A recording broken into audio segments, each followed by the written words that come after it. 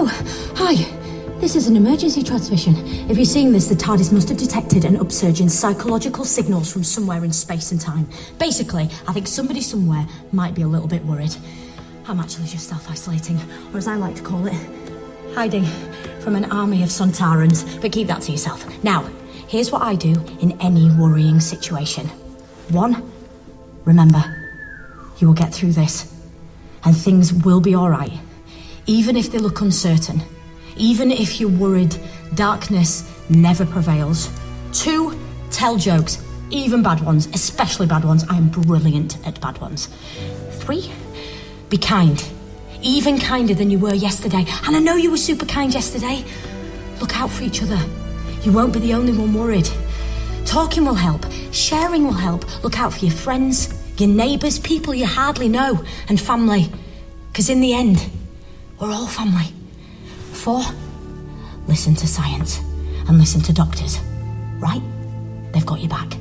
5, stay strong, stay positive. You've got this. And I will see you very soon.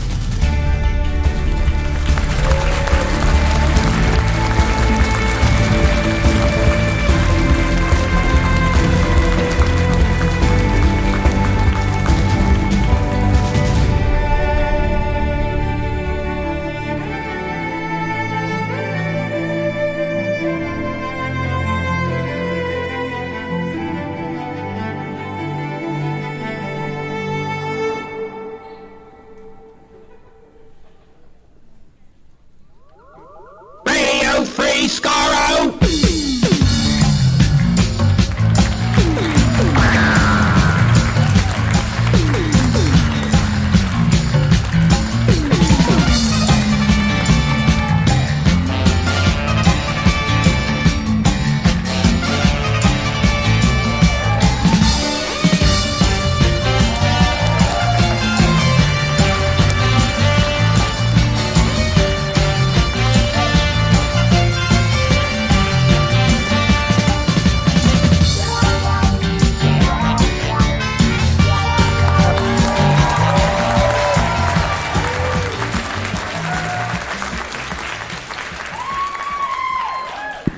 Hello, everyone.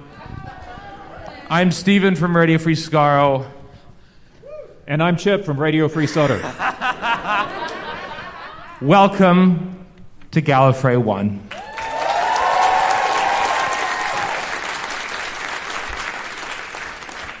Got a bit emotional there. I don't want to tell you.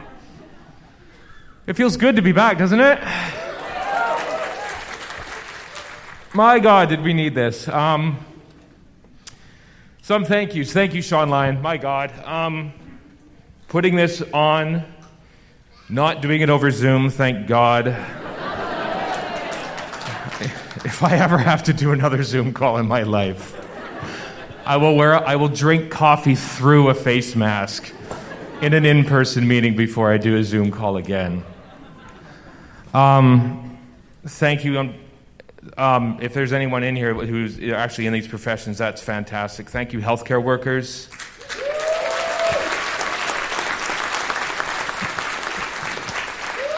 Thank you, delivery drivers. Thank you, grocery store clerks. Thanks for people who work in like the entertainment industry, even if it means just hitting enter, making sure the next queue on Netflix goes up, because we did nothing but watch TV for 2 years. You literally made this planet run. And we thank you.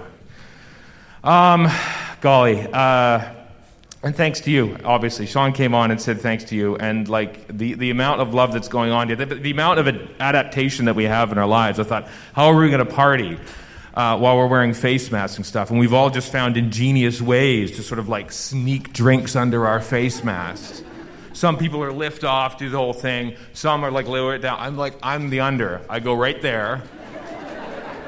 It's easy. It's actually easy. We're so glad everyone's here.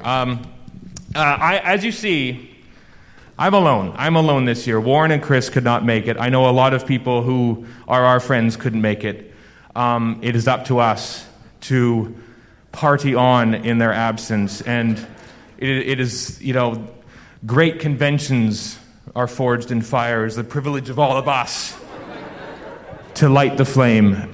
So let's keep that flame alit until next year when we can all gather once again in even bigger numbers and an even bigger celebration for the 60th anniversary of Doctor Who.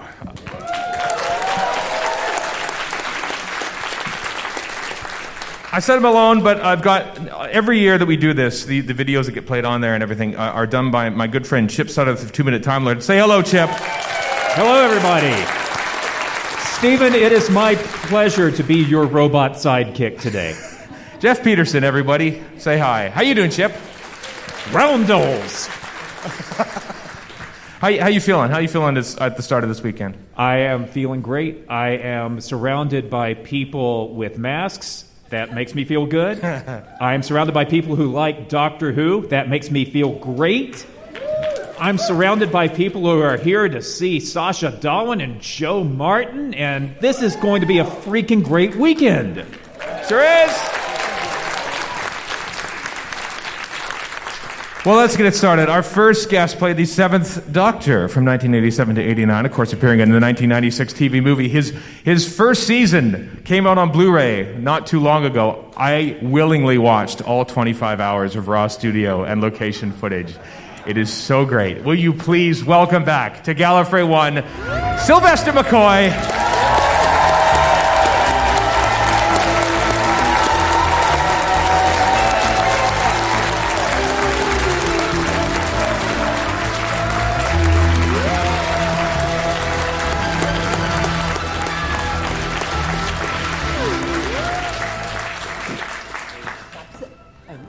I think the shields. Yeah. Hello. Gosh,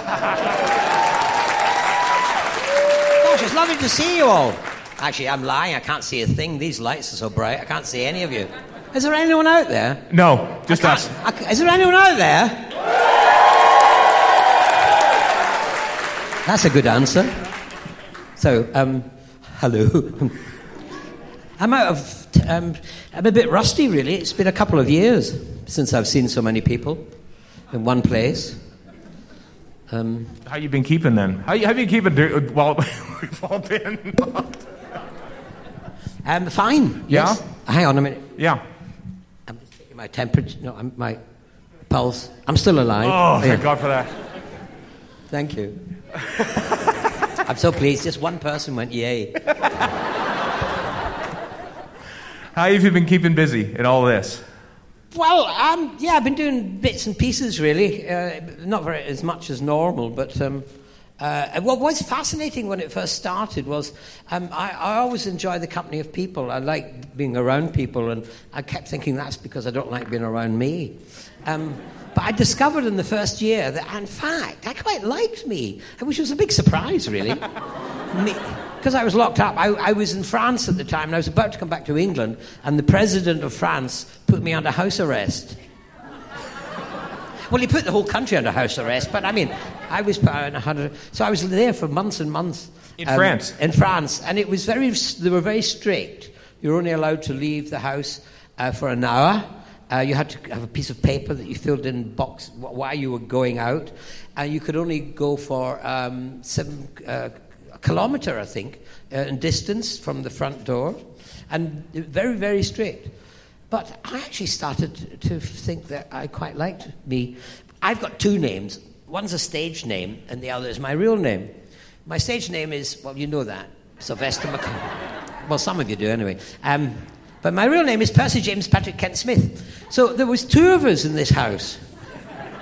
And I quite Sylvester McCoy began to like Percy James Patrick Kent Smith, and vice versa. I think that my postman in England must be thinking, there's 2 guys living in there. I wonder if they're gay. But anyway, we never see them. They never seem out together, these 2 chaps. So it's always a mystery. It's like Gollum, basically. 2 halves of one character talking to them. Did you talk yourselves a lot in the mirror, or is this? Yes, I want. Give me the ring. I like that ring. No, I hate the man in the mirror. Who is that old bugger? I come down. I mean, I I come down the stairs in my house, and there's a mirror, and I should cover it up with a cloth or something. And I see this old fella coming towards me, and I think this house is haunted. There's a ghost. It's me. It's terrible. I mean, it's weird. I'm very old, and I've only just realised it. Before, every now and again, I'd suddenly realise, oh, I'm old. But now I realise I'm old, and it's really weird. Yeah, I'll be. When this Doctor Who is 60, I'll be 80, if I make it.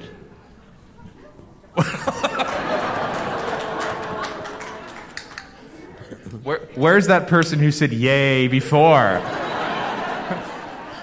He paid me to do that. I'll take the money back. Oh. Are you all right at the back? Can you hear me? Normally, I'd come down and say hello, but because you might all be carrying the plague, I'm not going to. Very selfish of me, but I'm sorry. I miss it. I miss that. You'll do it later this weekend, though, won't you? I think. Or am I breaking news to you? Am I? Yeah, maybe. I don't know. I don't know. What am I doing? I'm not. I don't know. Shall I get in the TARDIS, go forward and find out, and then come back and tell you? Well, I hate to break it to you. I've tried to go in that TARDIS several times over the years. It doesn't go anywhere. Maybe I need you to fly it. That's probably the reason. All right. Yes. Some young lady stole it, I believe. But she's given it back now to somebody. I know. We don't know who. We think we do, but we don't. Do you know? No. It's not me, sadly. Are you going to do anything for the 60th anniversary? Yeah. Am I going to do anything? I don't know, really. You have to wait and find out. Because that's... hopefully something will happen. But hopefully it will.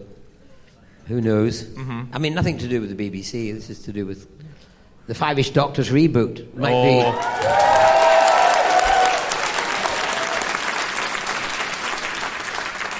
And it's all up to Peter, who was the genius behind it. I thought, well, didn't you think it was great? I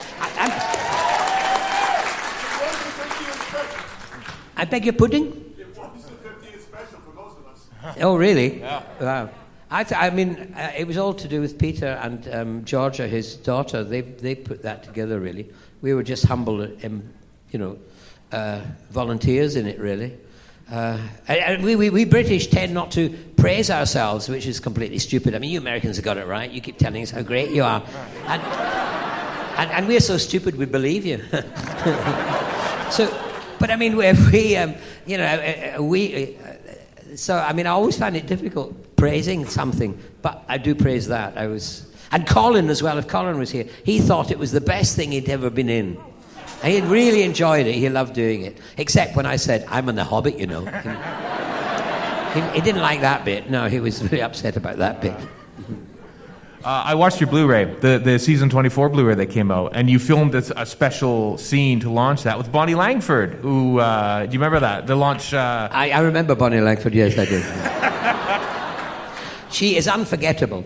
Unforgettable, that's what she is. Yeah, no, she's great, Bonnie. Yeah. What was it like revisiting, then, your first season of Doctor Who for that Blu-ray? Well, a bit terrifying, really. When it first came out, I used to hide behind the couch when I came on, because I wasn't really keen on watching myself. It was interesting, really, after all those years.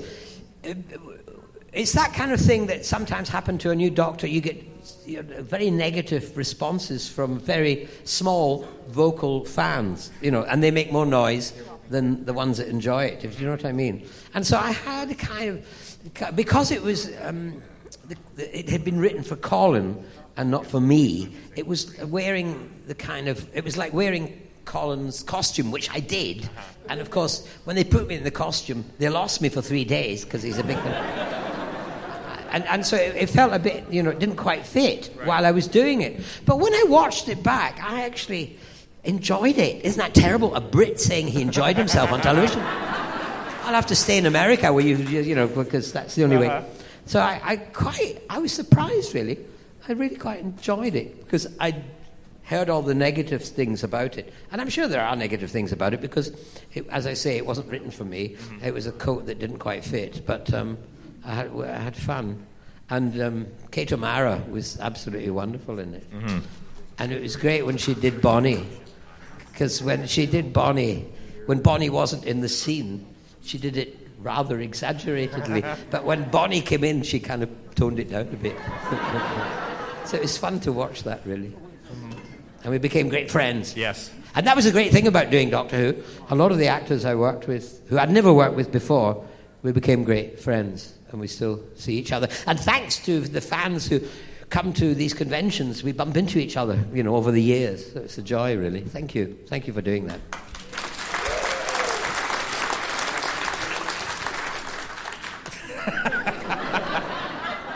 That's enough smarm. Got to ask you one last thing. You are playing Igor in a new film about the Munsters directed by Rob Zombie. He's posted that on Instagram. Yes. Can you say anything about that? Well, I hadn't heard of Rob Zombie when this happened, but my son had. I remember phoning on and saying, I've been asked to do this thing, a guy called Rob Zombie, and he said, I was foaming at the mouth, wow, do it. So I did. And so then I looked him up, and those that don't know, he's a heavy metal really god, really. He was number one in the American Billboard the week I went to Hungary to start filming. That's how, it was really great. And I watched his videos. That's wild. I love heavy metal, and a wild man. So when I got to Budapest, I was a bit apprehensive. I thought, oh God, this man, I bet he's this wild, coke-sniffing kind of up all night, rioting human being. It turned out he was a vegan. He was a lovely, gentle man. I was don't tell him this, but I was a bit disappointed. I wanted the wild, I wanted him to go, oh my God. He was so welcoming and really nice, him and his wife and the other actors in it. I had a lovely we got on instantly. Because of COVID, we were all locked up. We were in a little hotel, and the outside looked like, the Munsters' house, bizarrely. But the vegan thing was interesting because the hotel didn't serve food because of COVID and all that. And the vegan came from a vegan restaurant. I think it might have been from Czechoslovakia. By the time it got there, it was cold. And it was very cold, in Hungary as well at the time. But it was lovely doing it, yes. So I play Igor, who in the series, I believe, is a bat. Is that right? Yeah. And so I play this batty butler. Who's completely batty. The reason is that we had to film all night. All the shooting was done at night time. It didn't have to be because we were in a building, so you just close out the windows. You could do it during the day. But when they first looked at that as a location, it was a year ago. COVID came. Mm-hmm. It was put off for a year. When they got there, eventually, they were digging up the basement in this building during the day, so we had to shoot nights. And I was completely out of my head. Rob Zombie, he wasn't. But I was. I was kind of... Goodness knows what the performance would be like. It'll be batty anyway. It'll be batty and great, as it always is, Sylvester. Do you want to be my agent? I'll do my best. Sylvester, it is once again great to see you here. It's great to be at here. At Gallifrey One. And in person, it's awesome. In person, it's great. Yes. Everyone, Sylvester McCoy.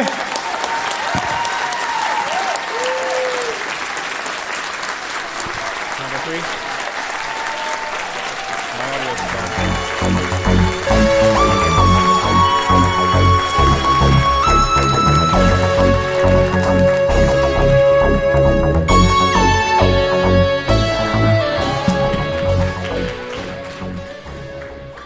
Vorp. Chip, did you like? I have to almost talk about the Jodie Whittaker era in the past tense because she's done with Doctor Who. She is not done. What are you saying? How dare you? Did you enjoy the Jodie Whittaker era? I did very much.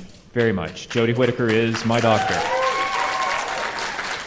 Well, thankfully we still have 2 episodes to go over the course of the next few months. We're being teased with her departure and everything. as I watch our next guest chat with Sylvester McCoy backstage, because honestly, who wouldn't chat with him backstage?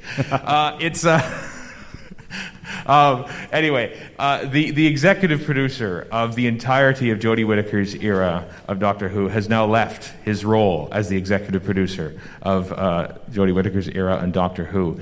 His first port of call when he quit was to come here to Gallifrey One. Can you believe it? So please welcome, if I can tear him away from his conversation, it's executive producer of Doctor Who, Matt Strevens.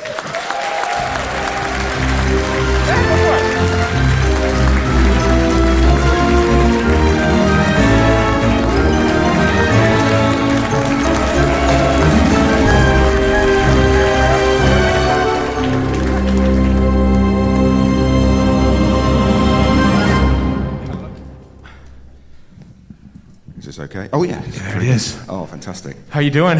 Well, I've got to follow Sylvester, haven't I? That's yeah. I saw you. Was that the first time you met him? No, oh. It's not actually. I met Sylvester. Met him a couple of times, but the first time I met him was 1987 at the National Theatre, and we did I was front of house, and I was a chaperone with a bunch of kids, and we did a show there called the Pied Piper. It was a Christmas show, and you can imagine who Sylvester played, and I had to look after the kids backstage. And in the audience of the Pied Piper, he played it absolutely brilliantly. As you know, he's like a physical comedian as well, and started off in, with Ken Campbell and all that physical theatre, and. Sitting in the audience was a man called John Nathan Turner, and he turned to his companion and said, "I think we found the next Doctor." So I was kind of there when he, so I actually sort of like to take credit for it. In fact, and he's followed me around ever since. It's quite embarrassing. Yeah, but yeah. You could have turned John Nathan Turner away from that performance. I could. Yeah, and then we would have been stuck with Ken Campbell. This is seventh stuff. Yeah, absolutely. Yeah, but it was no, he was fantastic, and we were talking about it a while ago when we bumped into each other, and couldn't quite believe it's well, God, I can't even work out the math now. It's 35 years ago. Yeah. So there we go. Early days, and that was my first Doctor, I suppose, in terms of meeting one. Mm-hmm. Yeah.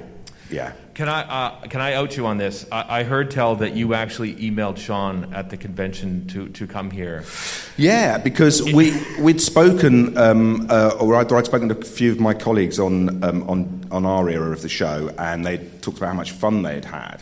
And one of them said, they'd talked to Sean, and he'd be keen to get myself or Chris over, but we're always too busy, and we have a rule on the show, or we do, sort of amongst the producers, mainly, that we don't do it until we wouldn't do a convention, and especially not the convention, which is Gallifrey One, obviously the main one, the daddy of them all, or daddy and mummy of them all, and until we finished on the show. Right. So, so I had to wait I'd been on it for.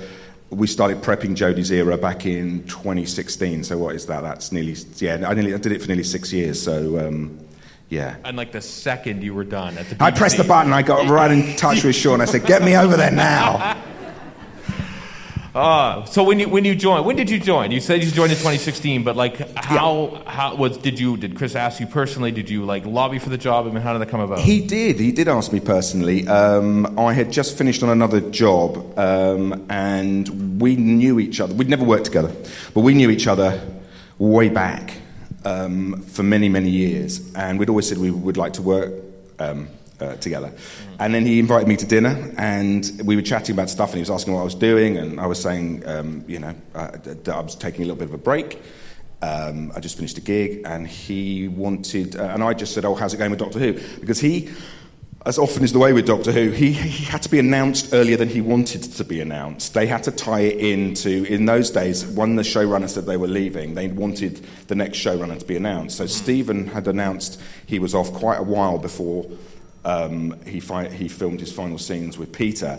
And so therefore Chris had been announced, I think, in 2015. So I knew that he was doing it. Right. I didn't know anything else. And I just asked him how it was going, and he said, funny you should ask. And then asked me if I wanted to do it. And it was a sort of a no-brainer, really.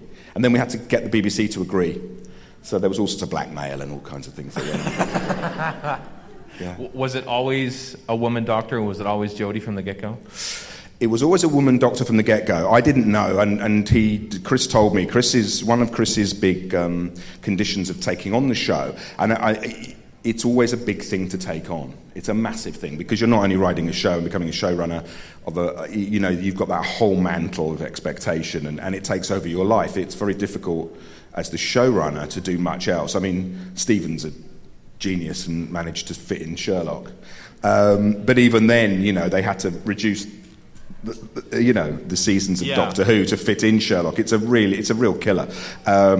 So he said to the BBC, when he decided he would do it, and his wife and his kids had said yes, they gave him their blessing, he just said he had one condition, and that was that the next Doctor had to be a female actor. And and the BBC didn't bat an eyelid, and were really, really, really happy with that. And that was slightly before. Now we've got so many wonderful, as quite rightly, sort of female role models in the action hero roles.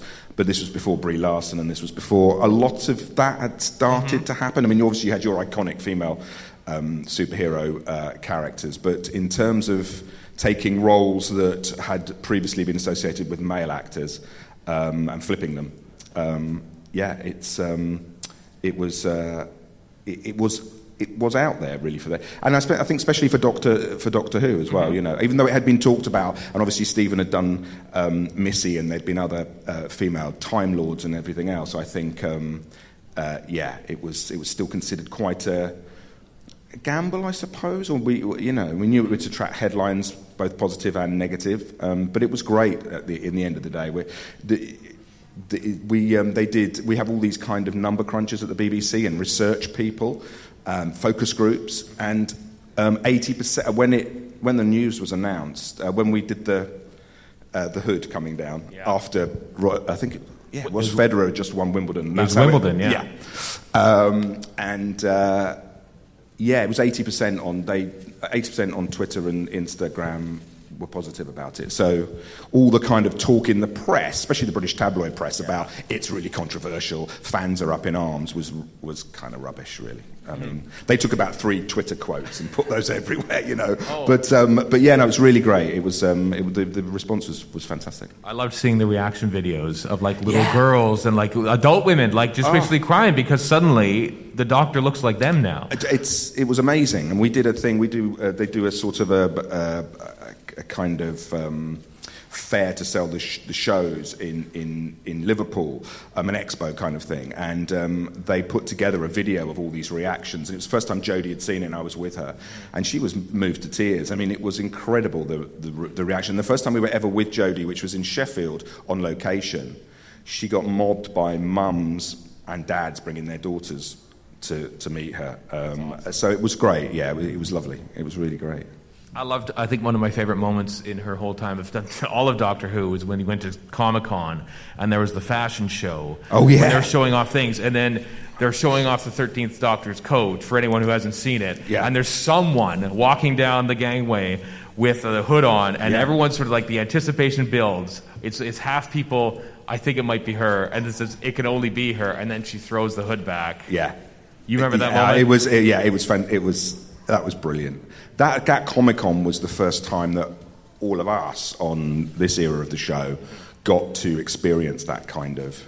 I mean, Jodie had never been anything like it before. Mandip had never been anything like it before, neither had Tosin. And just going to San Diego and doing that was phenomenal. Yeah, and seeing that reaction was fantastic. And she's just so good with... the fans. She gives a lot, so whenever she's out or whenever we're filming, she always makes time, and I think and it's genuine, and I think that comes across with her, so that was an amazing, although the highlight for her, I have to say, other than those kind of fan moments was meeting the cast of Brooklyn Nine-Nine, where she nearly collapsed. And we got to hang out with them. My biggest thing was I got to meet the cast of Better Call Saul. So that was it then. I thought, wow, that's, So getting to hug Bob Odenkirk was probably my, one of my highlights, yeah. One other way is that, you're obviously diversified on screen with the woman doctor, but also casting, and also behind the scenes, like in writing and directing, you've also diversified. Was that like a key initiative, so to speak, to sort of like make things a little more? Yeah, it was really. I mean, I think when we came on board, I mean, the show had female writers before, but not that many, and they'd never on Doctor Who had a writer of colour. And it sort of, what we wanted to try and do was bring in a kind of what we called it a story room, not a writer's room. So not in the US sense where over here, writers' rooms are just brilliant, in terms of how they run, and in the UK we're getting into that system a bit more, but it's still often it's an authored show, and it's led by a showrunner who writes a lot of the episodes, and especially Doctor Who, where a lot of the episodes then historically would be overwritten by the showrunner, and a huge amount of work if you're the showrunner. And what Chris wanted to do was open it up to a sort of a story room and get lots of people from very different backgrounds, people who were not only used to writing television scripts and film scripts, but people with a big theatre background and a very diverse background, to just sort of get their take on the show and hear their voices. And so we brought through a number of people, and in our first season, I think one of my highlights for the whole 3 years and the specials that we've just done, has to be the Rosa story and Mallory Blackman's script for that, which was just, incredible. And showing that that's what the show can do, and do it in a Doctor Who way. And it was a difficult one to do because you can never show the Doctor affecting that moment in history. Rosa Parks, who's a hero, had to make that decision for herself as a character. So how do you then make a story around that without saying ever that there's some other influence led her decision to do what she did that day? So it was quite a tricky one, but it was fantastic. It was great to do, and even doing the Andra Day song at the end and having a very different ending to it and all the rest of it was incredibly emotional. So that was great. Yeah, really good. We're in a pandemic. In case you weren't aware, anyone who's listening to this in a couple of years' time, this is the pandemic convention, which affected Flux, obviously. How far along were your ideas for Series 13, and then how did that sort of change once the pandemic made you realize you had to do it differently? Well, we ditched the plans completely that we had for Series 13. When we were in a slight hiatus when the pandemic hit in March 2020, and we decided... So we had a big conversation with the BBC. Can we make Doctor Who? Because it's a massive, in terms of just stunts and visual effects, and the amount of people needed on the set, the amount of crew needed in the TARDIS, which is not a huge set, and all the rest of it. How are we possibly going to do it? And other shows that had started recording again in the UK, especially soap operas, had a 2-metre rule, had a 6-foot rule. And he said, you can't do that with Doctor Who, and we can't use perspex screens, and we can't do split screen because that would just take too long. And we just didn't know that we could do it. And then we found a way of doing it, but what it would mean is we'd need a much longer schedule, so we would need to do less episodes. And then we thought, well, if we're going to do less episodes, we've still got to... The fans deserve a show that doesn't have a caveat afterwards going, please be kind, filmed during a pandemic. Right. So we thought, what are we going to do? And in the end, we thought, well, let's go back to the show's roots, the sort of the classic era, Sylvester's era and before, and... do a serial story, but a proper serial story. To Series 12, we'd done serial hooks that brought in Sasha's character of the Master, but this one we decided we would do a proper sort of old-school serial, really. And I think what was amazing about it was that it freed Chris up to write in a slightly different way for the show, because before that we'd been doing stories of the week, and what we'd tried to do was make each episode a movie, in a way. Right. a movie of the week, and that is very freeing in some ways, and it allowed us to do different things in season 11. But it also has its restrictions. So I think what Flux gave us back was the ability, which is part of the USP really of Doctor Who, is to bring in some really kick-ass cliffhangers. Right. And I think that that allowed us to do that, which was so much fun. Yeah. Was it also, I suppose, freeing in a way, knowing that you couldn't go to South Africa or... Oh, that was actually quite... I was pleased we couldn't go to... And that sounds terrible, doesn't it? It's like, fantastic you get to film in Cape Town, but when I went over there, I did I got the short straw and I produced all the night shoots. So I had to sleep during the day in Cape Town, which is not fun.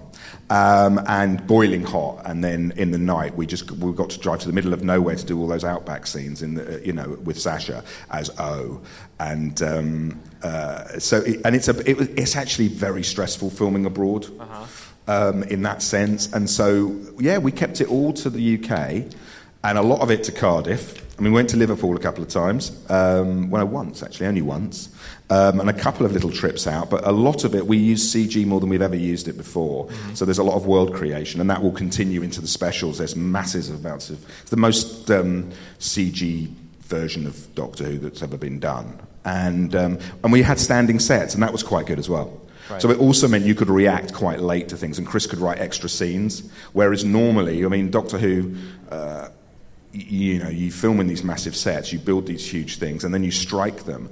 And because we don't have storage space, and it costs more to store the sets, all of those beautiful sets you see, whether it's the Bimaristan, or whether it's the Matrix Chamber in Gallifrey, or whether it's those sewers underneath London for Resolution, they're all binned.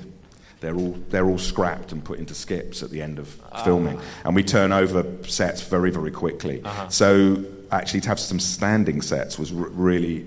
It was great, because you had your sound stages which had that set on. You could keep on going back to it. So in a sense, knowing, talking to a couple of people that worked on Star Trek Discovery, that's the joy of that show, because you've always got your big standing sets you can keep, doing stuff for. So yeah, it was very freeing in that sense. It was quite good fun. When you started it, it was before vaccines, and by the time you finished it, there was vaccinations. Perhaps things are getting a little better. Were there any hiccups that happened sort of like throughout the course of the production that sort of hampered you in any way? Do you know, I think we were one of the only BBC shows that didn't stop for COVID. We never had to stand down. Right. So we were just very lucky. We had really strict protocols. We had bubbles. Everyone had to wear masks other than the actors on set in a bubble. And we stuck to that. The only... this is a bit of a secret, really, but I don't care. I've gone now. I've left. The only time we ever stood down a couple of times was more for scripts than it was for COVID, I have to say. In that, there were times when we just thought, do you know what, we just want to make... Chris is a perfectionist. He just want to make this scene a bit better. And we had a bit more time in the schedule. And because our crew got really good at filming... under COVID conditions, it allowed us a little bit of leeway. So it did mean that we could go back and teach some things. And because when you're doing a serial as well, Chris planned an arc, but as you see each episode come through and you see how certain actors are doing, and I don't know whether you've had him on yet, but you will have him on, like Jonathan. Yep. You just think, he's so bloody good. We've got to write more stuff for him. So it allowed us to do that. It allowed us to go back and bring back people that just landed really, really well. And the same for wonderful Craig playing Carvanista. Yeah. And you could go, let's give him more stuff, because he's great. And his buddy movie thing going on with John Bishop was just so much fun. So yeah, it allowed us to do that, which was really... That was the positive side of COVID, in a way, yeah. Let's talk about... Thasmin. I like that I read in Doctor Who magazine that you didn't know anything about the hashtag Thasmin or the phrase at all, no. But you compelled to check Twitter after Eve of the Daleks aired to see what their fan reaction was to. Yeah. I didn't know what Thasmin was. A part of the reason for that is that anybody who works on these shows will tell you, especially in my game, is that you don't spend a lot of time on social media, and you don't really look at social media as the show's going out, because you get lots of lovely comments, but you also get some, and it kind of gets into your head a little bit. But for that one, I didn't mind really. I thought, I'll follow along, see how they're enjoying it out there in the Twitter sphere, Instagram sphere, and and then this stuff all. Yay, Thasmin, hashtag Thasmin, da, da, da. And I guessed what it was, but I had no idea. Right. No. And we didn't really know, there was a thing sort of bubbling about, because Jodie had brought it to the set, I think after the first season, she'd gone, there's speculation out there.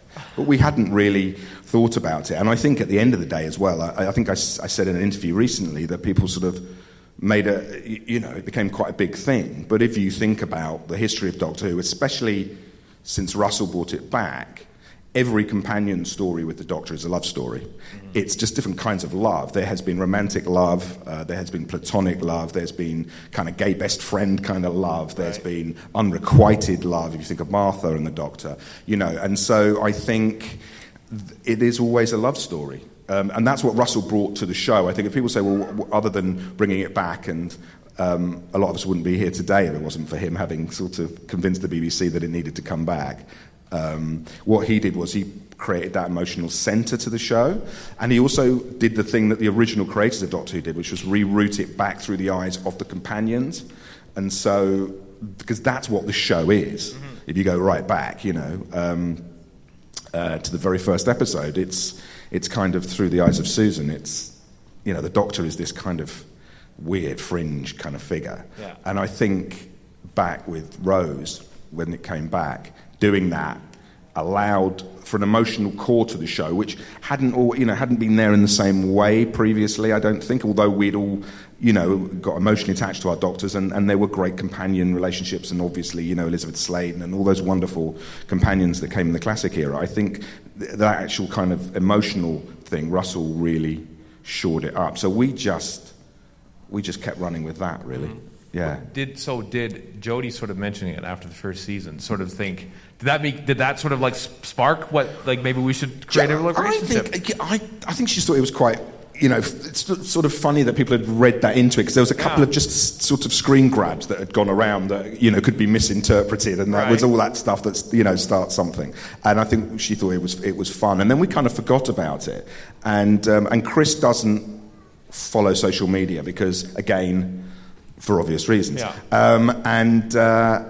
So I think it was something then that he wanted to bring in and just sort of play with it. And I think the way that Mandip did it and the way that Jodie's Doctor reacts is brilliant, because it's, Yaz is not sure what these feelings are that she's having. Yeah. But they're fundamental feelings, and I think it's a testament to John Bishop, his performance in that kind of wheedling it out of them, which I think was brilliantly done. But there's more to come, but I can't say anything. No, a lot of people thought at first when they announced John Bishop, because think, finally we have Yaz and the Doctor alone at last, and then people at first thought John Bishop was the third wheel, but then we found out that he's kind of the grease in the wheel, actually, like pushing the two together.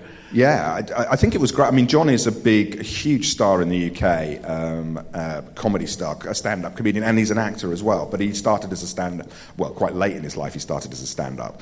And and people said, you're sort of replacing Bradley, who also had a career in comedy as well as acting.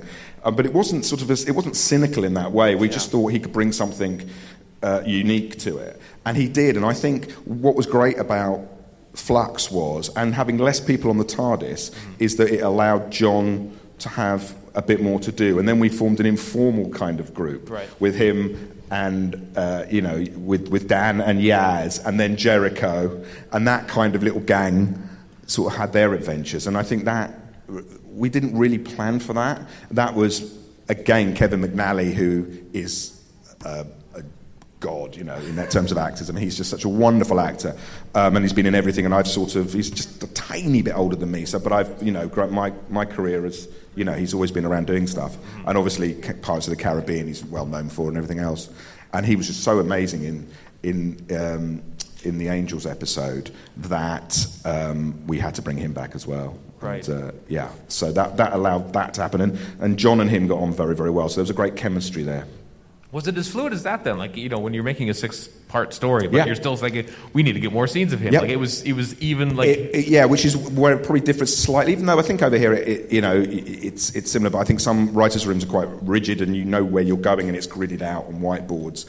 And we're a bit... We could be a little bit more organic than that.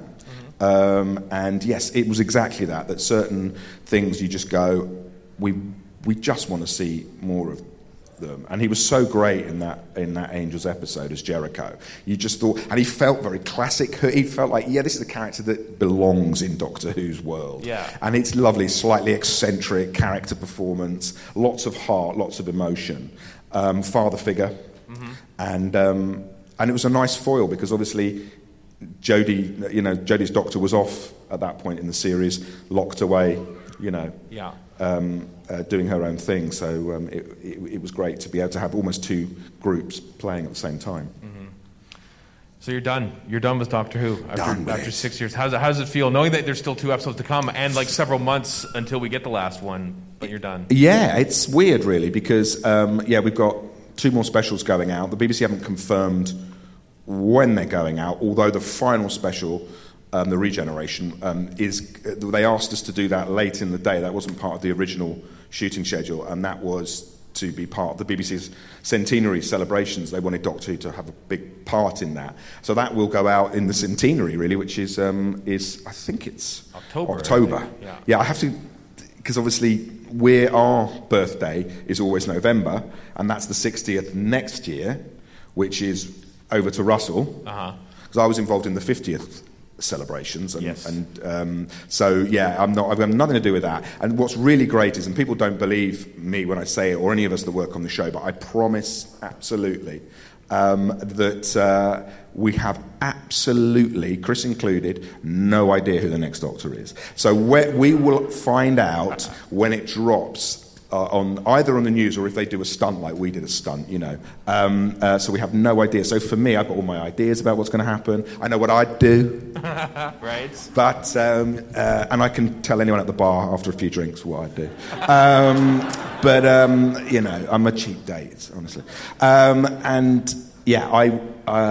But Russell will just confound expectations and do something different, which is what he does. And that's really exciting. And it's nice to be doing something like this where you can you're in a bunker for most of making the show, and you don't, and it becomes, it's great fun to do, but it's a hard job, It's actually not that hard. I mean, it's not like going down a mine or something, but it's quite full on, so this is really great fun doing something like this, and then just sort of watching it unfold over the next. It's nice still that we are part of it until Jodie's still the Doctor until she regenerates, which is a great part of Doctor Who, really, that she's that she's still wearing the coat for the time being. So it's I look forward to the next thing, but I can't wait to see what Russell and all the guys at Bad Wolf are going to do with it, because I think it's, as you know, it's moving to Bad Wolf as a co-production, and that means I think that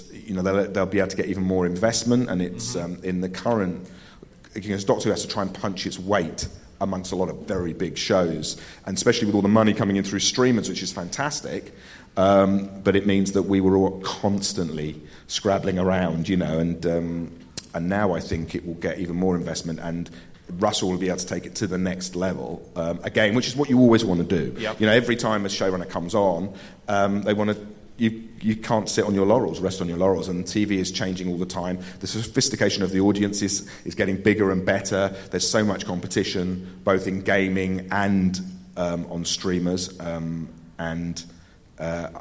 it's going to be really exciting to see what the new team do. Yeah, I can't wait.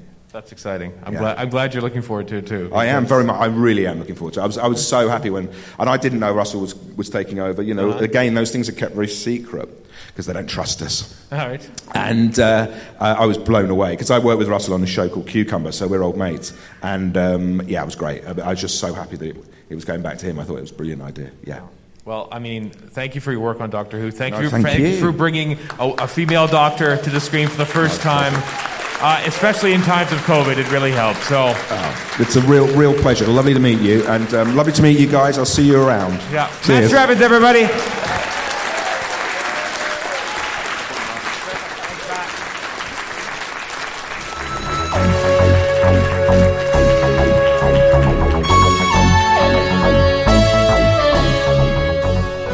Alrighty. Chip, we're going to focus on Doctor Who Flux right now. I'm here for it.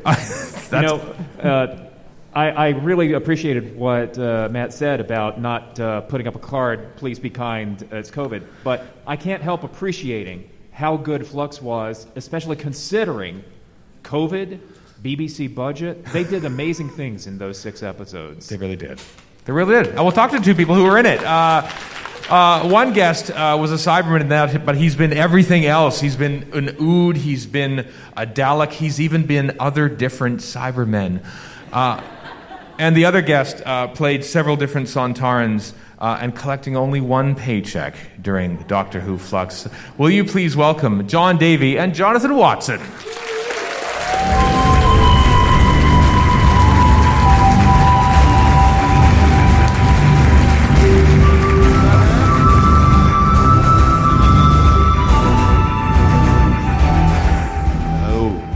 Hello? Hello, Hiya. gentlemen.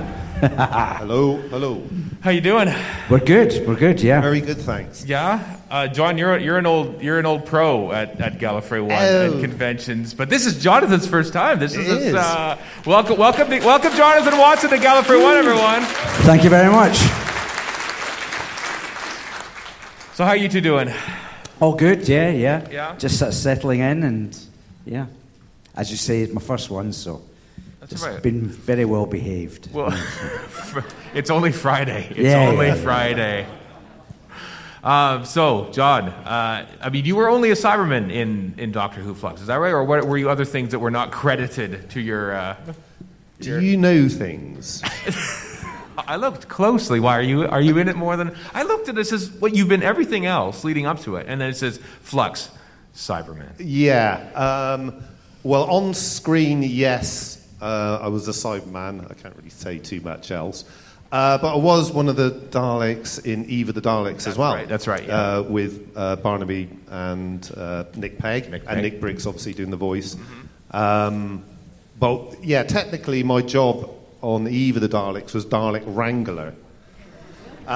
So most of the scenes there was one single Dalek, which was Barnaby Edwards. But Steph Morris, line producer, basically got me in to be the Wrangler, because I'm an old hat at knowing how Daleks go together, and also if they fall apart, I know how to repair them. What does that mean? Do you literally push them into place or something? Yeah. Really? And when they get out of control, I have to kind of corral them back into the correct formation. But yeah, when there were 3 Daleks on screen, it was Barnaby, Nick, and myself as well. Mm-hmm.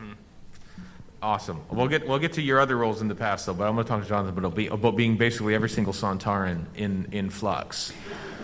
Well, it was Dan Starkey as well. Dan played the sort of underlings, and I was the commander. So yeah. How was that? How did you get attached to Doctor Who?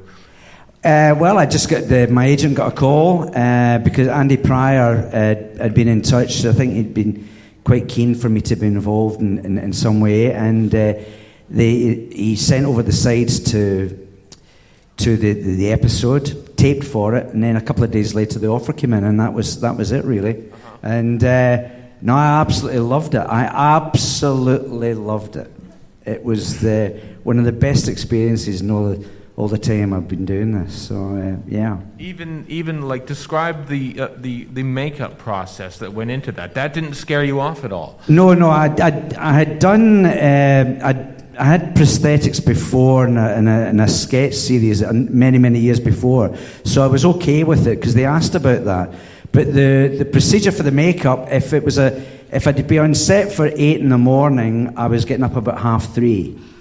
And so you're about 4 hours in the chair, and but it was okay. It was fine. I was able to fall asleep with the laid on the second part of the front. So it was great, and it all helped. Everything sort of added to what you wanted to do, and it was it was great. It took about 4 hours to put on, about 15 minutes to come off. So yeah. Right.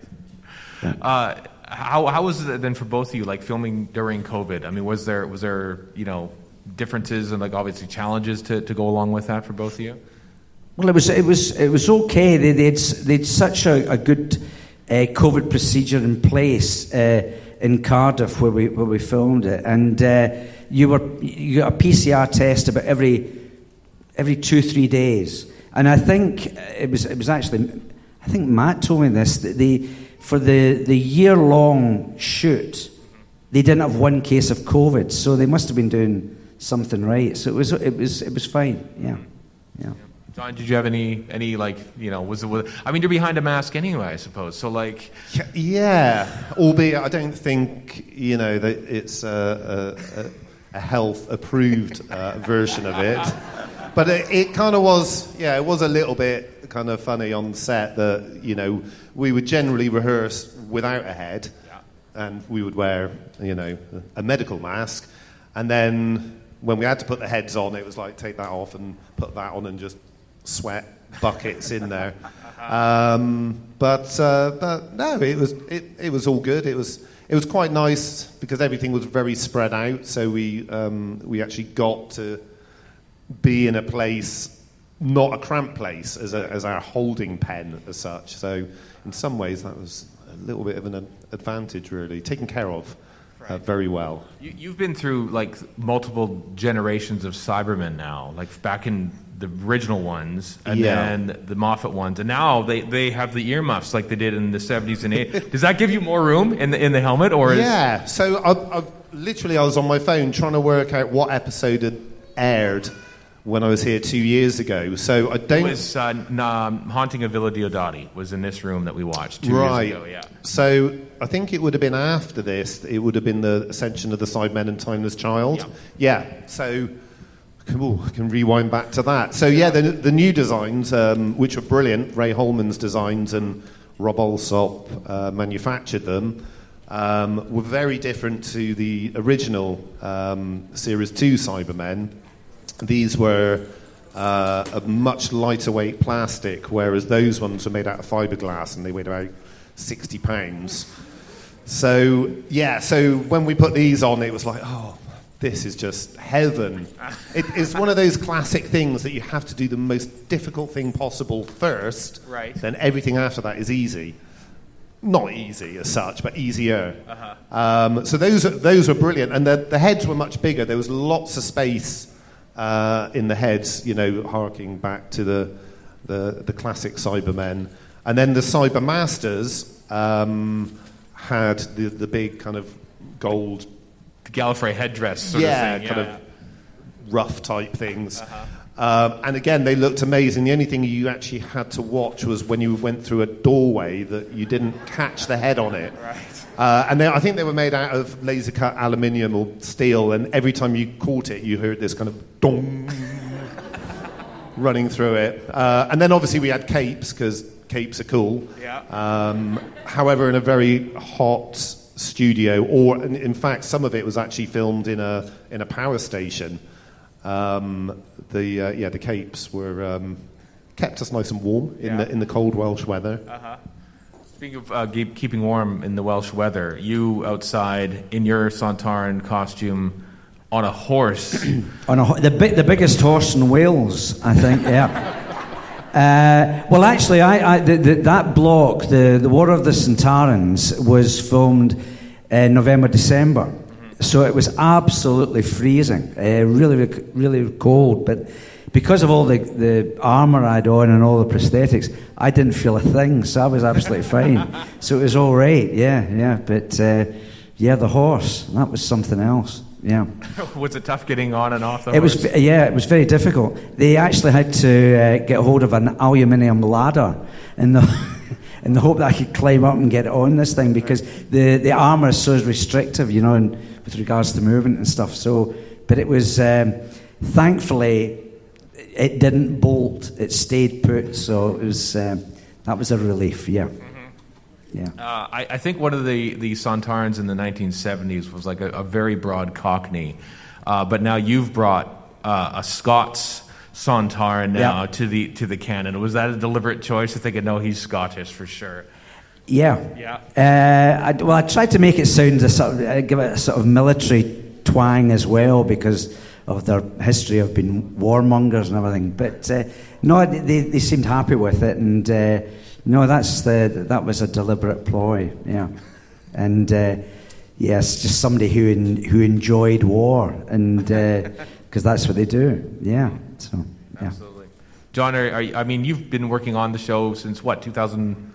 Like 5, 6, like it's been a while. Series 2, which was I think that was 2005, maybe when that was filmed. So that's a long time. Well, I must be doing something right. Right. I don't complain, which is a big thing. And I was just saying, it's every time shooting's coming up again, I have to sort my diet out.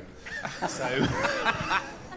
It's not too. I stopped drinking 2 years ago, which, if anybody wants to lose weight, that's the thing to do. All of a sudden, you're like, it's just falling off of me. This is amazing. And I've stopped eating bread, which I'm gutted about because I love bread.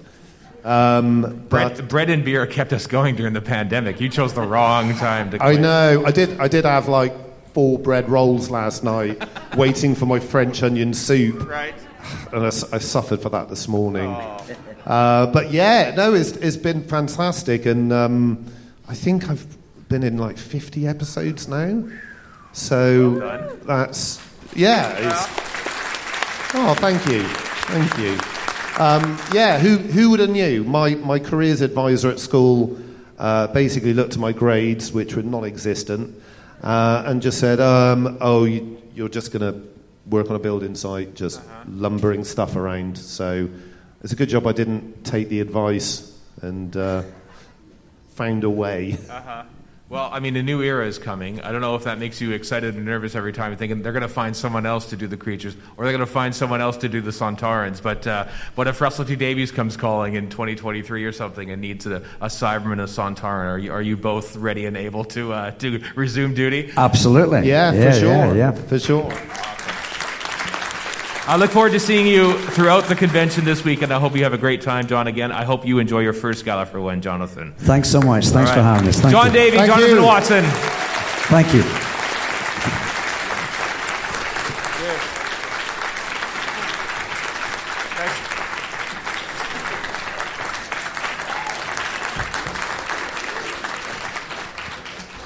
And our final guest wrote 2 Doctor Who stories in the 1980s, Warrior's Gate and Terminus. Will you please welcome the writer to his first Gallifrey One? It's Steve Gallagher.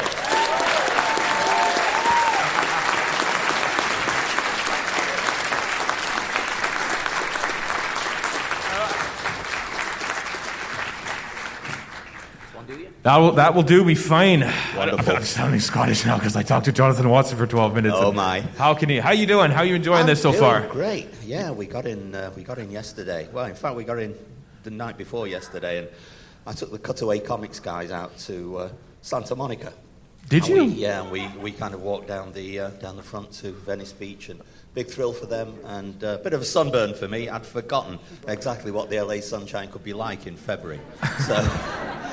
But I must say, the contrast between the red of the forehead and the white of the hair does give me that kind of dissipated James Balmer, Doc Savage look that I'm quite proud of. Oh, that's awesome.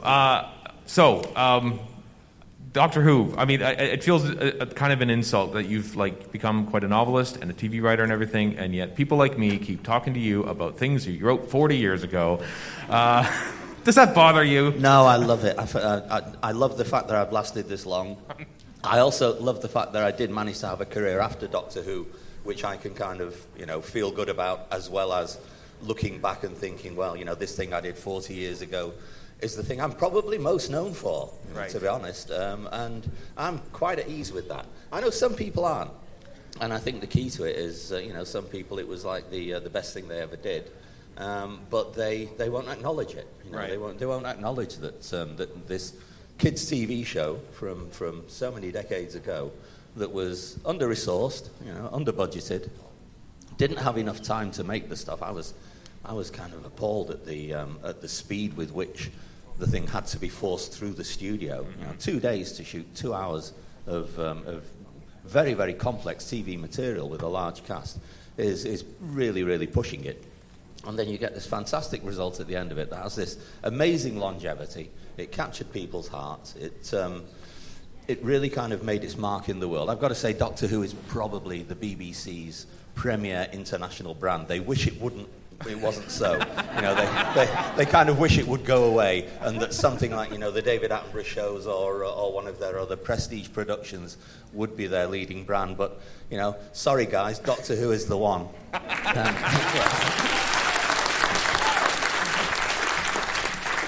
And when you wrote Warrior's Gate, what you wrote ended up being quite different than what was actually filmed. I mean, how did that feel when you saw your original script sort of like get toyed and by the director and by Chris Bidmead and everything, and it became a much different product by the end of it? It was, and it wasn't the same, and that's weird because the letter of it was kind of changed and filleted and stripped out. The spirit of it was never changed. I got quite kind of irritated, angry, and resentful at the time at the filleting job. Bear in mind, I was about 23 when I wrote it. Only Andrew Smith was younger than me as a Doctor Who writer at that time, and I was new to the game. I'd written a lot of radio drama prior to that, and radio drama, of course, is quite wordy, and very word dependent. And so I'd taken the skills of radio drama, and that was what had powered my TV script. And what Paul and what Chris did, Paul Joyce, Chris Bidmead, what they did was they basically, at the last minute, stripped everything out. I suppose I'm legitimately still annoyed that they left it to the last minute to do that, because I didn't really get any education from that. My education in screenwriting came later with other producers who were kind of more open to participation, and who kind of took me through the process rather than just imposed on my script at the end of it. But having said that, looking back after all this time, Frank Collins has written one of the Black Archive books about Warrior's Gate, where he goes into far more detail than I was ever aware of at the time, and he gives a far better analysis of the situation than I ever could. And also he's obviously spoken to other participants as well. So if you want the real story of Warrior's Gate, then, read it as I did, because I was fascinated. Learning about your own story, basically. Yeah. Well, you also, it's a rare opportunity for you, because you wrote the audio novelization, shall we say, of the expanded and sort of restored version of Warrior's Gate a few years ago that John Colshaw read out as an audiobook. So what was that like, revisiting after all these years and putting all the stuff back in that was chopped out? I put it off for ages because it just looked like such a big job. If I can just explain what happened to lead up to that. In the production period, as soon as I delivered my scripts and they'd kind of left me and other people working on them, then I got stuck into the novelization.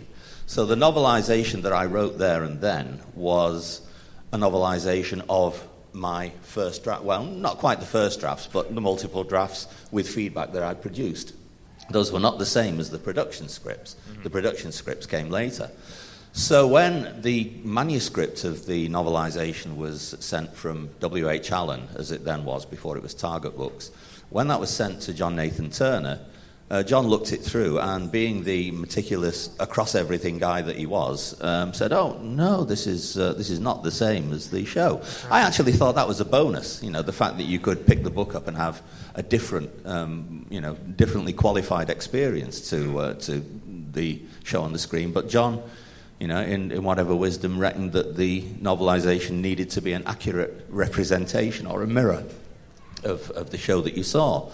So at the very last minute, I had to do a rewrite. And bear in mind, this was kind of early 1980s. No word processors, no computers. The whole thing was, a cut and paste job in those days. Boys and girls meant you actually cut and pasted.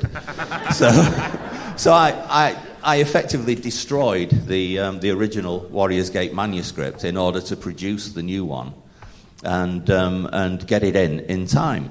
But I kept all the cuttings. And I kept my original, which I then photocopied and submitted. There were obviously photocopies around at the time. There was the one that John Nathan Turner had read, and there was the one that was submitted to W.H. Allen that they got quite excited about. It ran longer than the average novelisation at the time, and Christine Doniger, who was the editor of the series, went to her board and said, "Can I have permission to do a longer book?" And they gave the permission. So we were all set for something that was a little bit special. So you can imagine my disappointment when I had to not only revise it, but also revise it to material that wasn't necessarily all of mine. Right. But, I did that, and I kept the envelopes. And also, having kept the original, I used a lot of Tipex back in those days. Thank you, Mike Nesmith's mum. But I'd been working in TV in a presentation department where one of my jobs was to amend schedules as they evolved throughout the day. So we used a lot of Tipex in that job, and I took several bottles home, and that's part of the editorial process on that. But the great thing was, when you held the pages up to the light, you could still read the original type through. So you can imagine, when the question arose of kind of reconstituting the original novelisation, it always occurred to me that it was possible, but wouldn't it be great if somebody else did it? And that's why it took so long, because eventually Gareth Kavanagh of Cutaway, with whom I subsequently came to work on the comic, Gareth said, I think we can put the thing together, and he volunteered to do the editorial job. So we pitched it to BBC Books, and we included in the pitch, a fee for extra editorial work that was going to have to be done by Gareth. And BBC Books weren't interested. They didn't. They were more interested in stuff that they had on the books at the time. They were more current projects. I think they were doing the completed version of Sharda, right, and various other things that were more tied into not necessarily modern Doctor Who, but projects they thought were more important anyway. Oh. So I kind of just put it to one side. But I got approached by BBC Audio, and they said, we would really be interested in this for an audio version. Mm-hmm. But we don't have the budget for the editorial. So I couldn't, in all fairness, ask Gareth to do it either for nothing or for a portion of the measly fee that BBC Audio were prepared to pay. So I actually had to buckle down and do it myself. And over one Easter weekend, up in the Lake District in northwestern England, I took the original manuscript, I took my little envelope, my big envelope of bits, and I also had copies of the scripts, which I'd colour-coded so that I could keep track of what I'd written where and what was by my hand and what wasn't. And I did a massive compilation. And it was not as daunting a task as I'd feared, so I needn't have wasted all those years waiting for it. It actually did fall together and made a certain kind of sense. I didn't have to do any rewriting, I didn't have to do any new writing. It was all there, and it all just needed pulling back together. And so I delivered that to BBC Audio, and John Culshaw came in, and I mean, the only thing I could have wished for better than John Culshaw doing it would have been if Tom Baker had done it himself. But given that was off the table, then you got the next best option, and certainly a great option it was. And John did a brilliant job on it. I'm really proud of it, and I still, I would still like to nudge BBC Books every now and again and say, it is out there, it is available to you. No new work needs to be done on it. What are you waiting for, guys? Exactly, BBC. The moral of the story, never throw anything away, people. Enjoy Gallifrey One, Steve Gallagher, and watch out for the sunburn. All right. Thank you very much. Thank you. Steve Gallagher, everybody.